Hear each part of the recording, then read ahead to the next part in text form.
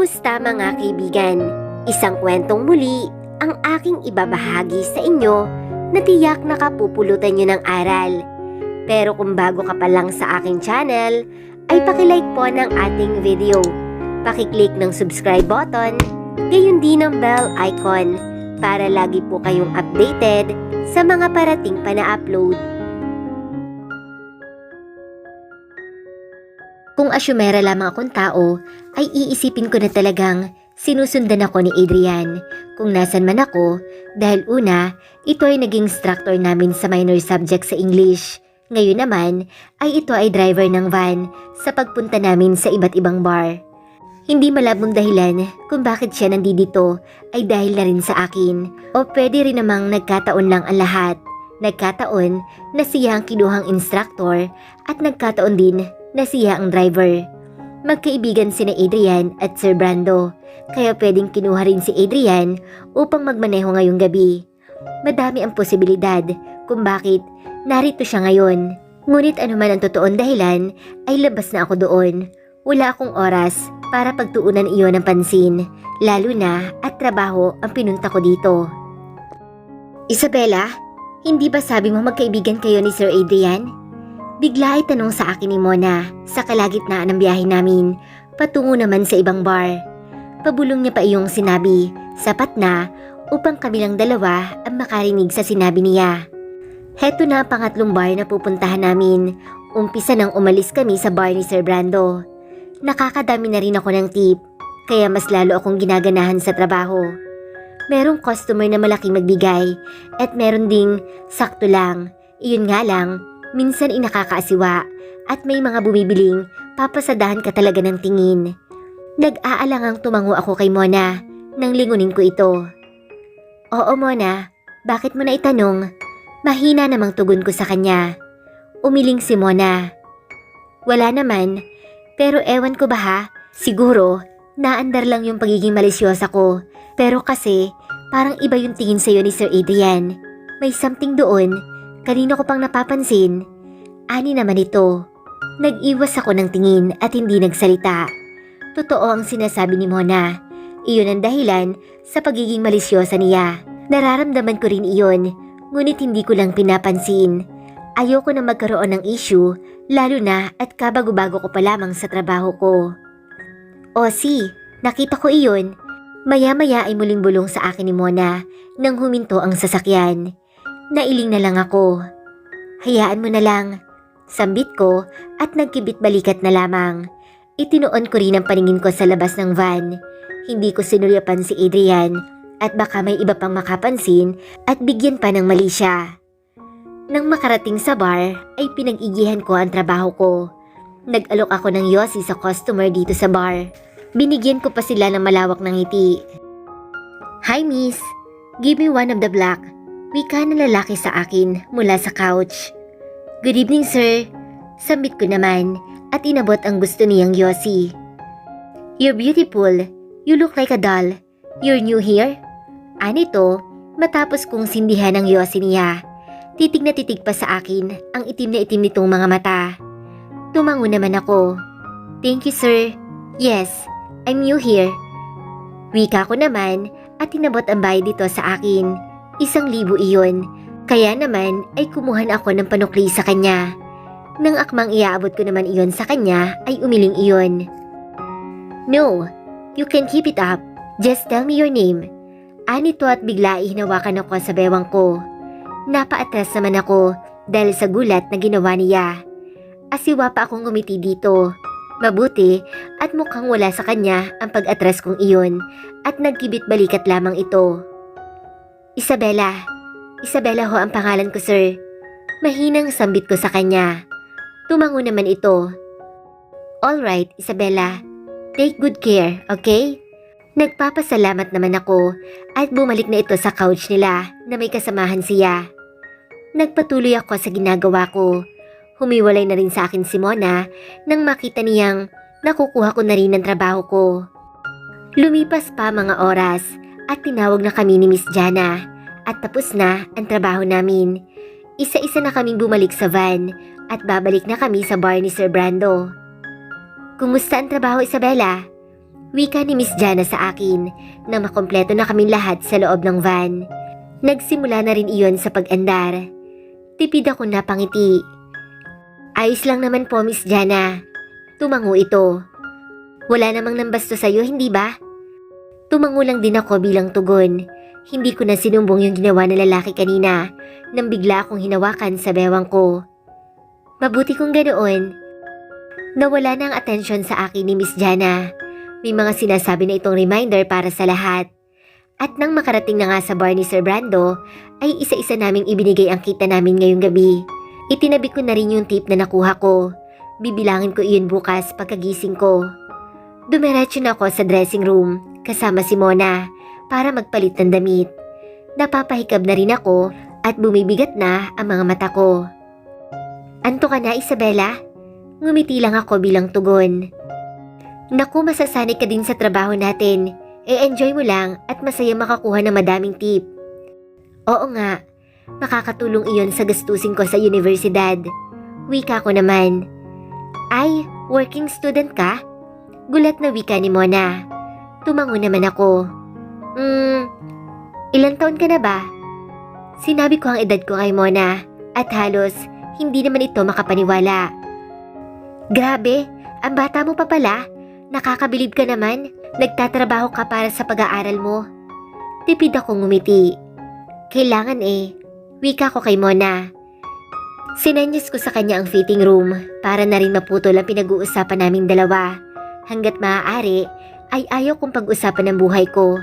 Isa pa ay hindi ko kilala si Mona maliban sa pangalan niya. Kahit mabait siya sa akin ay hindi pa rin sapat upang pagkatiwalaan ko siya. Bihis ka na? Tanong ni Mona. Tumango naman ako sa kanya. Uwing-uwi na rin kasi ako. Gusto ko nang magpahinga at may pasok pa ako bukas.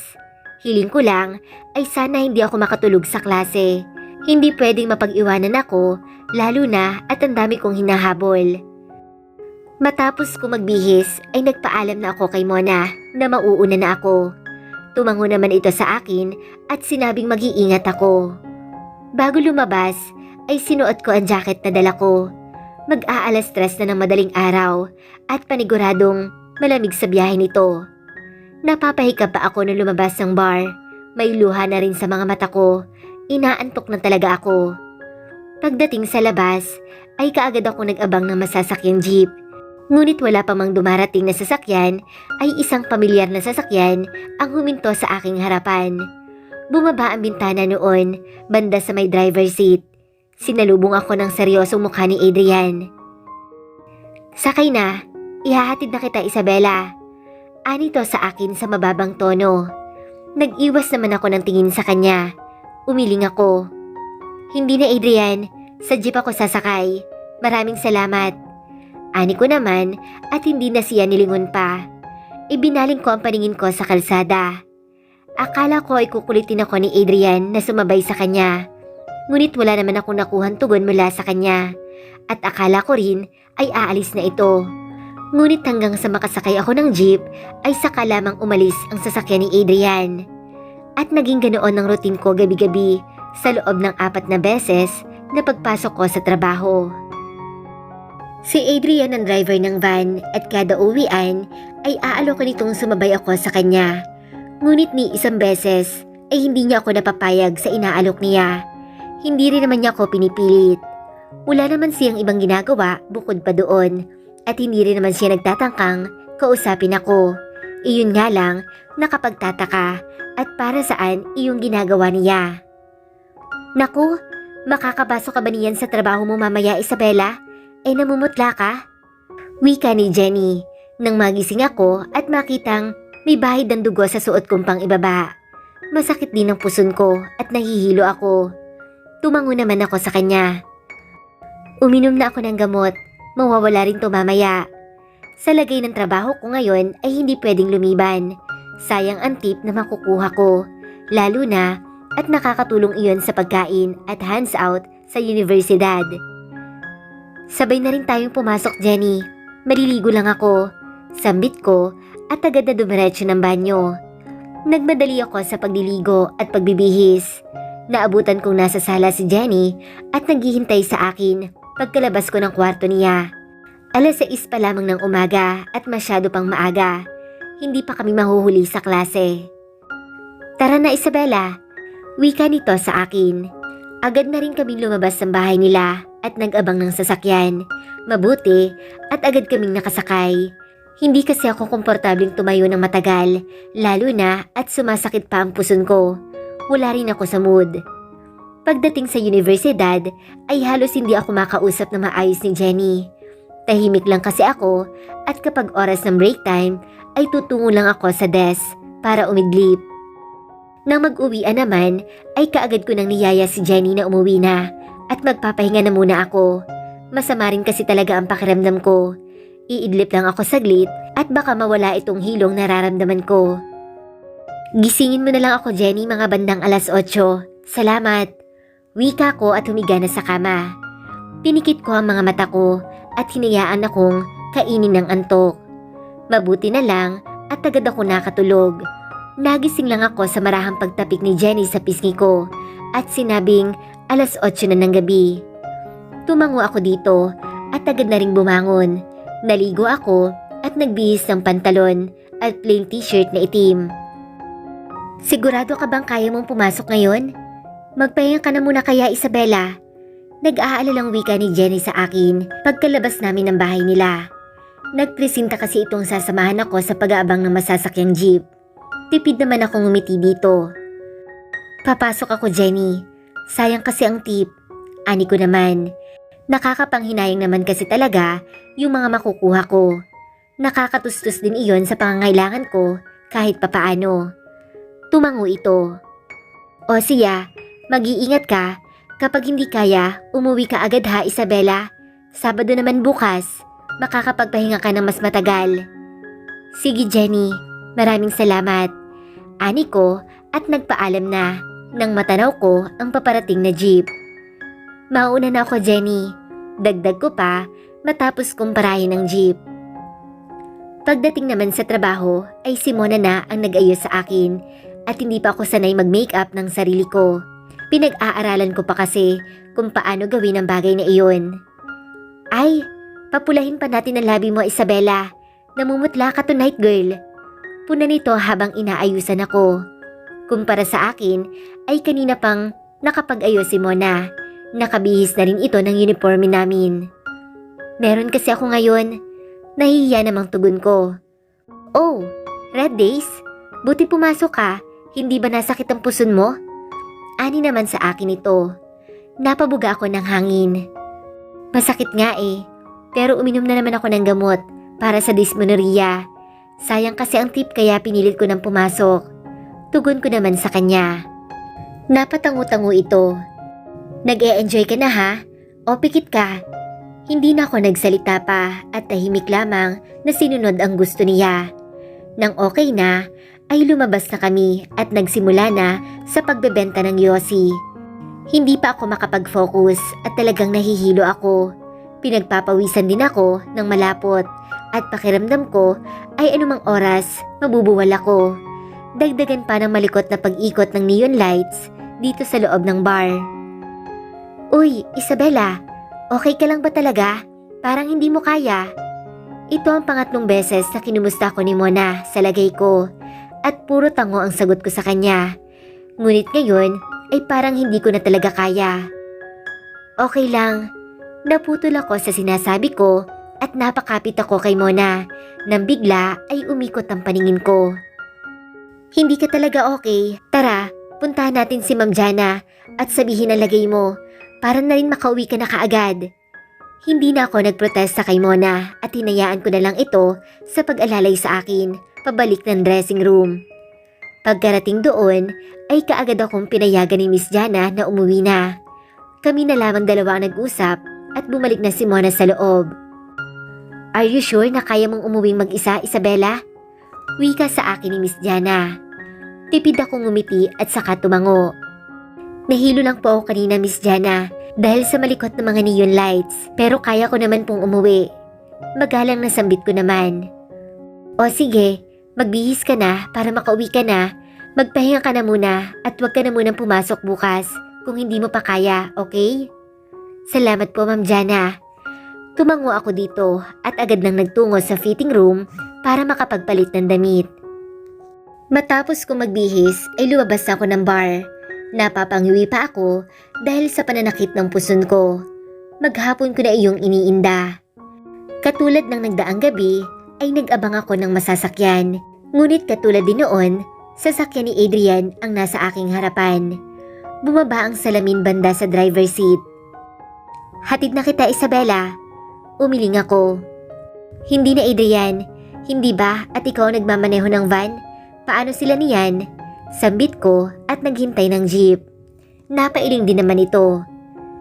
Ginagawa ko lang yun para sa'yo. Ano ang halaga ng pagmamaneho ko kung wala ka?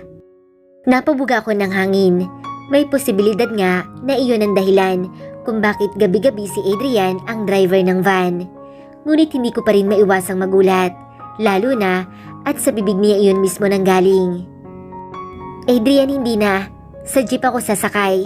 Itigil mo na yung ginagawa mo. Ano bang gusto mo? Mahinang sambit ko. Napangiwi pa ako. I insist, Isabela. Alam ko na hindi maganda ang pakiramdam mo. At isa pa, hindi ako titigil hanggat hindi tayo nagkakausap.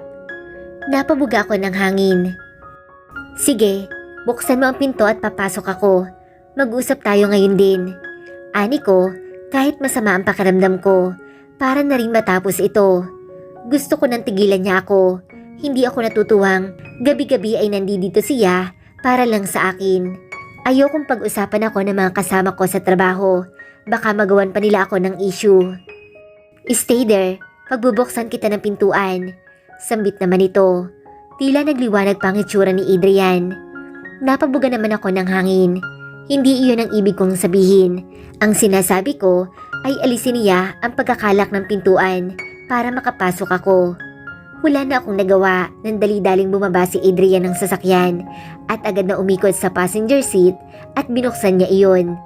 Agad din naman akong pumasok sa loob sa takot na may makakita sa amin. Agad din siyang umikot patungo sa driver seat nang makapasok ako sa loob. Hinawakan niya ang manibela hanggang sa unti-unti nang umandar ang sasakyan. Ihahatid kita sa inyo. Doon na rin tayo mag-uusap. Umiling ako. Ihinto mo na lang sa kung saan at doon tayo mag-usap. Tutol ko naman sa kanya. Nangangamba ako at baka makita pa kami ni Jenny. Wala namang imik na tumango si Adrian. Pinasibad niya ang sasakyan at inihinto sa isang coffee shop. Pagkadating ko doon ay hindi na ako nag-atubili pang mag-order kahit tinatanong niya ako. Anong gusto mong pag-usapan natin? Panimula ko. Gusto ko na kasing matapos to. Gusto ko nang tigilan ako ni Adrian. Nakita ko ang pagbuntong hininga ni Adrian. Inabot nito ang kamay ko at agad ko namang binawi iyon. Napangiti lamang ito ng mapait dahil sa ginawa ko. I want to say sorry first sa ginawa sa'yo ng pamilya ko. Umpisa kay auntie hanggang kina mami. My God, hindi ko alam na ganun ang kahinat na ng party. Sambit nito at tila dismayado pa. Tumango ako. Tapos na yun, Adrian. Wala na yun sa akin. Tugon ko naman sa malamig na boses. Wala na akong oras para isipin pa ang nangyaring iyon. Hindi sila importante para pagtuunan ko pa ng pansin. Iyon lang ba ang gusto mong sabihin? Aalis na ako, Adrian. Sambit ko pa. Akmang tatayo na ako nang pigilan ako ni Adrian. Inabot nito ang kamay ko. Agad ko naman binawi iyon katulad ng kaninang ginawa ko. Isabela, kaya mo ba ako pinatigil sa paliligaw ko sa'yo noon ay dahil kinausap ka ni Mami? Anito sa akin. Wala namang pagdadalawang isip na tumango ako. Oo, at bukod pa doon ay hindi kita gusto. Diretsang sambit ko. Nakita ko naman ang pagdaan ng sakit sa itsura ni Adrian. Napabuga pa ito ng hangin. About Nathan, anong meron sa inyong dalawa? Bakit nakita kong magkasama kayo sa party? May relasyon ba kayo? Umiling ako, ngunit wala akong binitawang salita. Kung ganoon ay ano, Isabela, si Nathan ang dahilan kung bakit nasa kulungan ng tatay mo. Bakit sumasama ka sa kanya? He's a devil. Halos pasigaw na sambit nito. Ngunit hindi man lang ako napapitlag mula sa kinauupuan ko. May iba ka pa bang gustong sabihin sa akin, Adrian? Imbes ay tanong ko, nailing ito. Anong meron sa inyo ni Nathan? Galit na saan nito? Nakaigting pa ang panga. Tumayo ako. Tiningala naman niya ako. Isabela, kung wala ka nang sasabihin pa, aalis na ako, Adrian. At sana, ito na huling pagkakataon na kakausapin mo ako. Kalimutan mo na rin na magkakilala tayo. Ani ko na nakatingin ng diretsyo sa kanyang mga mata. Bagamat may nararamdaman ding kirot sa puso ko, ay hindi ko na lamang iyon pinagtuunan pa ng pansin. Kawawa kami pareho ni Adrian kapag pinagbigyan ko ang sinasabi ng puso ko. Isabela, I like you at hindi ako titigil hanggat hindi ko nalalaman kung ano ang meron sa inyo. Ayaw lang kitang mapahamak. Stay away from that ruthless billionaire. Tumayo rin si Adrian. Nakakuyom na ang mga kamao nito sa ibabaw ng mesa. Napailing naman ako. Baka kapag nalaman mo kung ano ang totoong meron sa amin, ay ikaw mismo ang lumayo sa akin, Adrian. At saka walang ano ay tinalikuran ito. Gusto kita, Isabela, at malalim na ang nararamdaman ko sa'yo. Hindi kita lalayuan, malaman ko man kung ano ang tinatago mo. Dinig ko pang sambit niya. Tila determinado pa ang boses nito. Pero imbes na huminto, ay dire-diretso lang ako sa paglalakad. Ni hindi ko nilingon si Adrian. Mas mabuti nang tigilan niya ang kahibangan niya sa akin. Dahil bukod sa akin, ay maaari din siyang mapahamak. Baliw si Nathan sa katawan ko. At alam ko na kaya nitong gawin ang lahat oras na may humarang sa dinadaanan niya. Mabuti at hindi na rin ako hinabol ni Adrian pagkalabas ko ng coffee shop. Saktong pagkasakay ko ng jeep ay natanaw ko naman ang paglabas nito at saka pumasok ng sasakyan niya. Nakatungo pa ito at gulong-gulo ang buhok. Nailing ako. Siguro naman ay titigilan niya na ako, lalo na at nakapag-usap na kaming dalawa. Napabuntong hininga ako at sinandal ang likod ko at saka ipinikit ang mga mata ko. Sumasakit pa rin ang puson ko, ngunit hindi na gaano. Mabuti nga rin at naging mabilis ang biyahe. Agad ako nakarating sa bahay ni Jenny. Pagkapasok ko sa loob ay sarado na ang mga ilaw at tulog na sila. Kaya naman ay nagdahan-dahan ako sa kilos ko. Naghapbat na din ako at nagpalit ng damit, saka ako nahiga. At pagkalapat pa lamang ng katawan ko sa papag ay agad na napapikit ang mga mata ko at dinalaw na ng antok. Kinabukasan ay tinanghali na ako ng gising. Humingi ako ng pasensya kina Jenny at hindi ako nakatulong sa gawain. Hindi na rin nasakit ang puson ko kaya kahit papaano ay nakakakilos na ako ng maayos. Ayos lang yun, Isabela. Dapat lang magpahinga ka at bugbog ang katawan mo sa trabaho.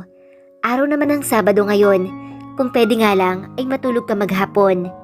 Wika ni Aling Susana sa akin habang kumakain kami ng pananghalian. Tipid ng ngiti lamang ang tinugon ko sa kanya at nahihiya pa rin ako. Kaya naman, nagpresenta na ako maghugas sa mga pinagkainan namin. Sigurado ka, Isabela? Baka sumasakit pa ang puson mo. Nag-aalalang wika ni Aling Susana. Umiling naman ako. Kaya naman ay pumayag na rin ito. Nang matapos ako sa paghuhugas, ay pumasok na ako sa kwarto ni Jenny. Naabutan ko nagse-cellphone ito. Kaya naman, kinuha ko ang atensyon nito. Jenny, may sasabihin ako. Wika ko dito. Agad naman itong binaba ang cellphone at saka lumapit sa akin. Ano yun, Isabela? Tumango ako. Si Adrian, nakausap ko kagabi. Simula ko at nag-umpisa na ako sa pagkukwento sa kanya. Hindi ko rin pinalagpas iyong gabing nandoon si Adrian sa bar at sinabing bukod sa ito ang driver ng van ay inaabangan ako nito sa pag-uwi at hanggang sa kung ano ang napag-usapan namin kagabi. Napatango-tango naman si Jenny nang matapos ako sa pagkukwento. Alam mo, Isabela, kung hindi lang sana nagbula sa angka na matapobre yang si Adrian, masasabi kong green flag siya. Anito sa akin, nagsalubong naman na magkabila kong kilay. Green flag? Tumango si Jenny. Oo, yun bang pwedeng-pwede siya at pasado siya sa standard ng mga kababaihan at alam mong hindi ka sasaktan. Base pa lang sa kwento mo, Desidido siya sa nararamdaman niya sa'yo. Iyon nga lang, bukod sa napakamata pobre ng pamilya niya, sa sitwasyon mo ay hindi rin pwede. Napatango ako. Iyon din kasi ang naiisip ko. Pero mabuti na lamang at hindi pa ganun kalalim ang nararamdaman ko para kay Adrian. Hindi pa masakit kapag nilayuan niya ako. Sa tingin ko, kahit pinatitigil mo na siya, hindi pa doon matatapos ang pangungulit niya sa'yo. Mas lalo lang yun maghahabol, lalo na at nag-aalala yung tao sa kalagayan mo sa kamay ni Nathan. Wika pa ni Jenny sa akin. Umiling ako. Wala siyang mapapala sa akin, Jenny. Tinapos ko na ang usapan naming iyon ni Jenny at iniba ko na ang pinag-uusapan naming dalawa. Buong maghapon ay nagkulong lamang kami sa kwarto niya at nagkwentuhan ng kung ano-ano. Baka naman ay iba na ang nararamdaman mo para kay Carlo, kaya hanggang ngayon, inis na inis ka pa rin sa kanya. Panunodyo ko nang mapunta ang usapan namin sa mga crush niya sa Korean actor. Napairap naman ito. Isabella, kadiri ka ha? Nakangiwing wika ni Jenny dahilan upang mapahalakak ako. Pogi si Carlo pero mas pogi yung crush ko, kadiri, yak. Nailing ako. Iba talaga ang tama ni Jenny.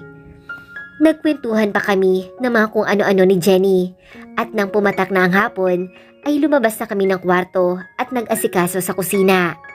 Siya na ang nagsaing at ako naman ang nagluto ng hapunan.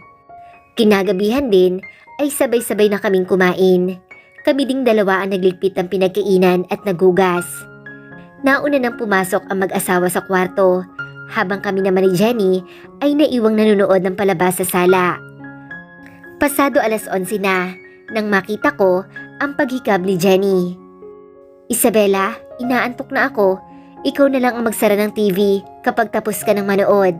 Mauna na ako sa kwarto ha. Anito at saka tumayo na. At dahil sanay ako madaling araw natutulog, ay tinapos ko muna ang pinapanood ko. Bandang 12:00 na nang matapos iyon. Tumayo na ako para kunin ang remote at patayin iyon. At kapapatay ko pa lamang ng telebisyon nang bigla ay makarinig ako ng pagdigil ng sasakyan sa labas ng bahay. Hindi ko sana papansinin at dahil nakarinig ako ng pagbusina ay sinilip ko iyon sa bintana. At nang makita ko ang pamilyar na sasakyan ni Nathan ay kaagad ako lumabas para malaman kung ano ang pakay nito sa akin. Nang makita naman ako nito ay bumaba ito ng sasakyan. Nakabulsa magkabilang kamay nito sa pantalon na suot niya. Anong ginagawa mo dito, Nathan? Bungad na ani ko dito. Pinasadahan naman ako nito ng tingin at dahil maiksi ang short na suot ko ay nagtagal ang paningin nito sa nakalantad kong hita. I want you in my bed tonight.